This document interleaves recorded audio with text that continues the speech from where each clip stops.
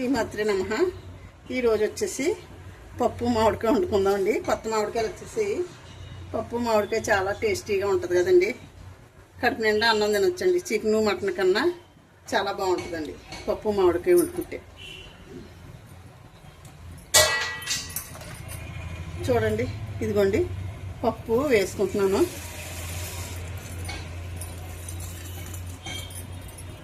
దీన్ని ఉడికేటప్పటికి మనం ఇదిగోండి 2 మామిడికాయలు, 1 ఆనియన్స్, పచ్చిమిర్చి కట్ చేసుకుందామండి. ఈ లోపల మామిడికాయలు కట్ చేసుకుందామండి. ఇదిగోండి ఇలా గీసేసుకుంటే మనకి శుభ్రంగా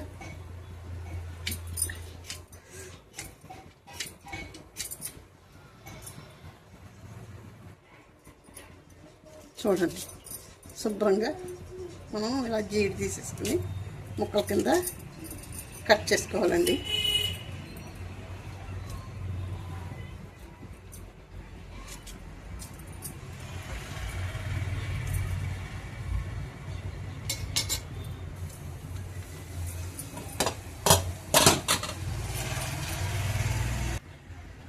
ఇదిగోండి ముక్కలు కట్ చేసుకున్నాను. మామిడికాయ ముక్కలు, ఆనియన్స్, పచ్చిమిర్చి కట్ చేసుకున్నాను. నిజంగా సూపర్ టేస్ట్ అండి. కొత్త మామిడికాయలు కదా, కొత్త పప్పు మామిడికాయలు తింటే చాలా బాగుంటుంది. జీడి పిందులు బాగుంటాయండి. జీడి పిందులు తింటేనే చాలా టేస్టీగా ఉంటుందండి. జీడి టెంక కట్టకుండా అయితేనే బాగుంటుందండి. మామిడికాయ మెత్తగా కూడా ఉడుకుతాయండి ముక్కలు. చాలా సూపర్ టేస్ట్ అండి. పుల్లగా ఉంటాయన్నారు. బజార్లో తీసుకొచ్చుకున్నాం 2 మామిడికాయలు వండుకుందామండి.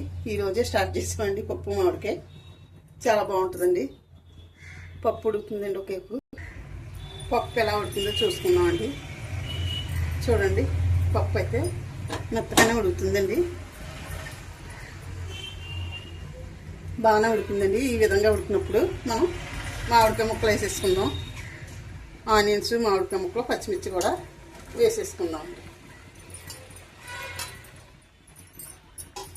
కొంచెం వాటర్ కూడా వేసుకుందాం. అంటే వాటర్ తక్కువగా ఉంది, గట్టిగా అయిపోతుంది కదా. కొద్దిగా కారం కూడా వేసుకుందామండి.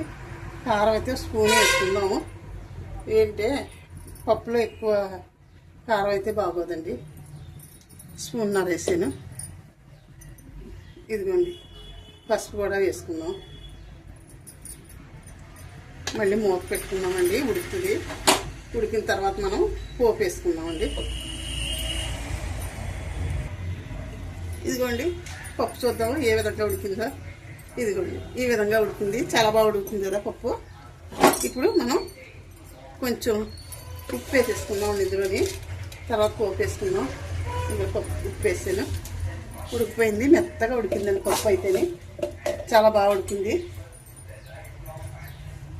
చూడండి ఎంత బాగా ఉడికింది. చూడండి ముక్కలు ముక్కల్లా ఉందండి. కొంచెం ఏంటి ముక్కలు కావాలంటే మెదుపుకోవచ్చు, లేదంటే అలా ఉంచుకోవచ్చు.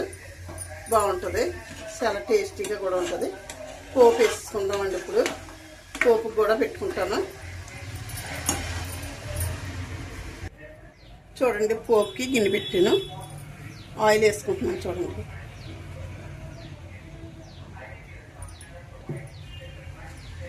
ఆయిల్ కాగుతుంది. పోపుకి వేసుకుందామండి. ఇదిగోండి ఆవాలు వేసాను,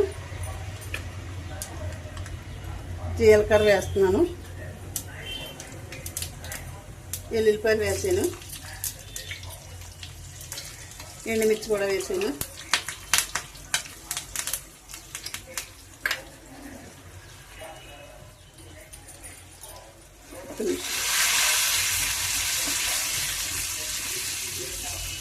సూపర్ స్మెల్ వస్తుందని పోపు అయితేనే మంచి స్మెల్ వస్తుంది.